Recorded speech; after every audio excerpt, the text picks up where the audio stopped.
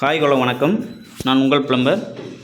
நம்ம ஏற்கனவே video சேரமான side video வந்து குரூவ் கட்டிங் பண்ணுறதை எடுத்து போட்டிருந்தாங்க. மார்க் பண்ணுற மாதிரி இது இப்போ பார்த்தீங்கன்னா குரூவ் கட்டிங் பண்ணி பைப் லைன்லாம் ஓடிட்டாங்க. இன்னும் வேஸ்ட் லைன் ஒன்றையும் போடலங்க. இது கோர் கட்டிங்காண்டி வெயிட்டிங். மேலே ஃபஸ்ட் ஃப்ளோர் வாட்டர் ப்ரூஃப் பண்ணல, அதுக்காண்டி பண்ணியிருக்கேன் ஃப்ரெண்ட்ஸ். பாருங்கள், கன்சல்ட்டாங்க.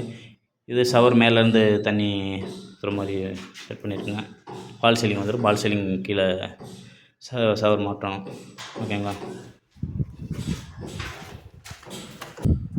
இது ஒரு பாத்ரூம்.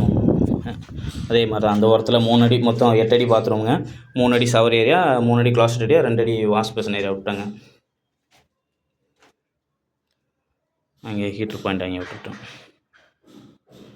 இதுவும் கோர் கட்டிங் பண்ணோம். கோர் கட்டிங்காண்டி வெயிட்டிங்க. வாட்டர் லைன்லாம் கம்ப்ளீட் பண்ணிட்டாச்சு.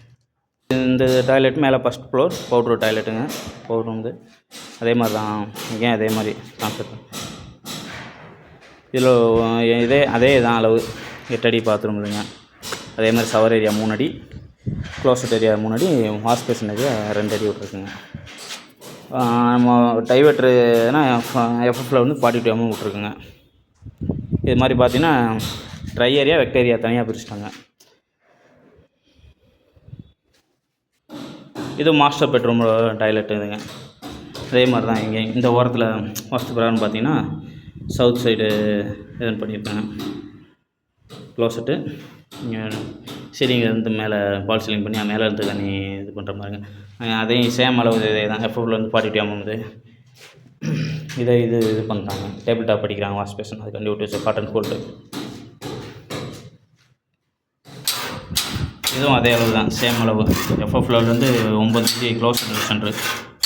இந்த ஜாக்வார் கன்சல்ட்டாங்க. இந்த இதுவும் அதே மாதிரி தான். சரி, மேலே இருந்து பால் சீலிங் கீழே தண்ணி போகிற மாதிரி தான் இருக்கும். வேலை பிடிச்சா லைக் பண்ணுங்கள், ஷேர் பண்ணுங்கள், மறந்துடாமல் சப்ஸ்கிரைப் பண்ணிடுங்க. ஓகேங்களா? பாய்.